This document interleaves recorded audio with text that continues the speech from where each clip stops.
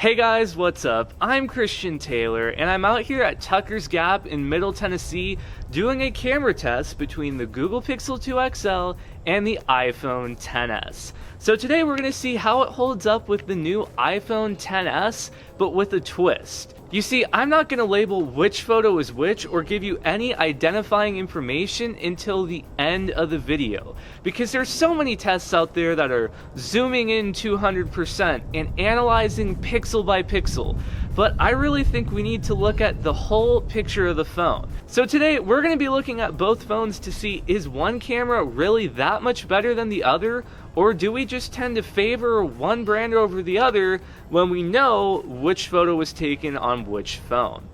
Let's go take some photos. Alright, so we're going to try to take a wide range of photos. Definitely going to just get some HDR photos. So actually over here we kind of have the sky, and we've also got the barn. Okay, and just so you know, live photos are on both, and everything's set to auto. We're not messing with anything on manual. Auto color temperature, hue, all of that. So over here we've got some plants. We can kind of test our focus when we get up close to stuff. And I want to clarify, for the majority of this test, I am shooting on the wide lens on the iPhone, because I know some of you are going to be like, well, you know, that telephoto lens gives you an advantage. I'm shooting mainly on the wide because this is a wide lens and this is a wide lens I'm shooting on.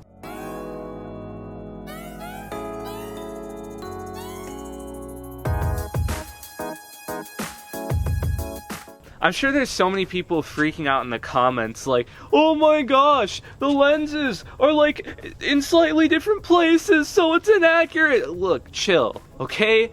The point of this test is to see, are the cameras really that different? This is not scientific. If you want a completely scientific test, go to a different video. Is that a Kleenex pack? Maybe we should take a photo of that. It's a good blooper right there.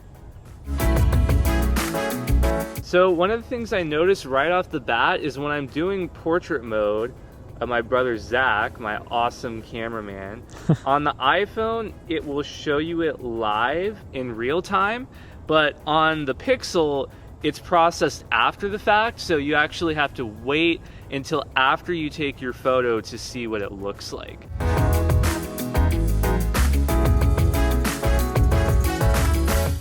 Alright, so now we are at the barn portion of the area, and we are going to take some low light photos, kind of like a semi-indoorish vibe. Look, a kitty. Stretching its legs.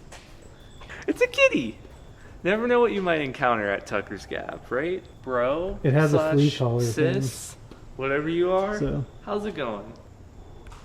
Because that's definitely a low light situation. We'll go one. So here we have a really low light situation. We got some potted plants, and this is like a really dark environment. It's kind of hard to portray, but the ISO on my camera is at 6400 if that means anything. So get the iPhone and then the Pixel. Okay, so now it's time for a front-facing portrait mode test. So one of the few times I do a selfie, gotta be in portrait mode, right? Okay, so this is a rear camera test along with audio, and we're just gonna see kind of how quick the video will autofocus. And now this is a test of the front-facing camera, along with that same audio test to see how the microphone sounds. Okay, this is a rear camera test, also checking the audio, and we're just gonna see how the autofocus is.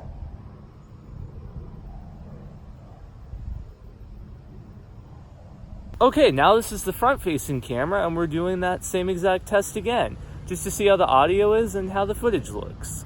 Okay, so now that we've been able to look at a lot of comparisons and photos, the iPhone photos were always on the left, the Pixel photos were always on the right.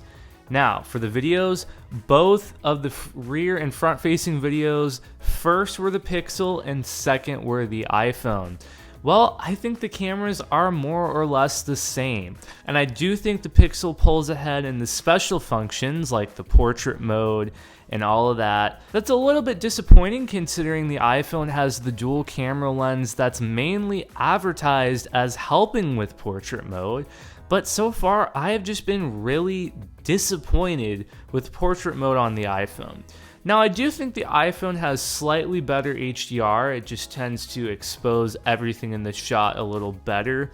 And the iPhone certainly has the edge when it comes to point and shoot. If you take both phones and you tap the same area to expose and focus, the Pixel is probably going to get a bit of a crisper photo.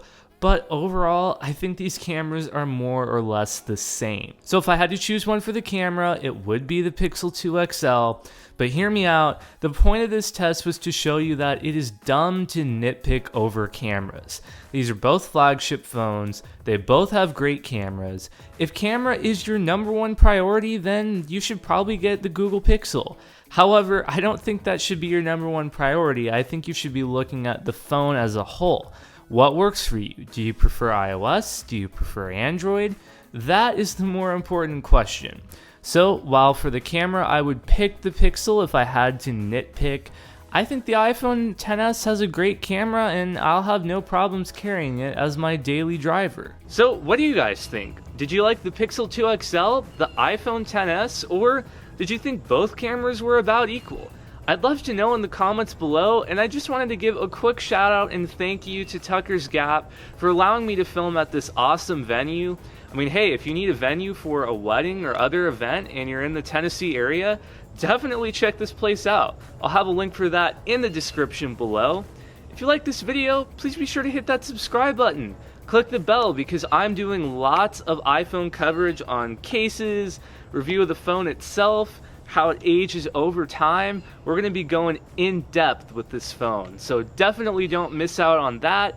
Check out some of my other videos over there, and with that said, I will catch you guys next time.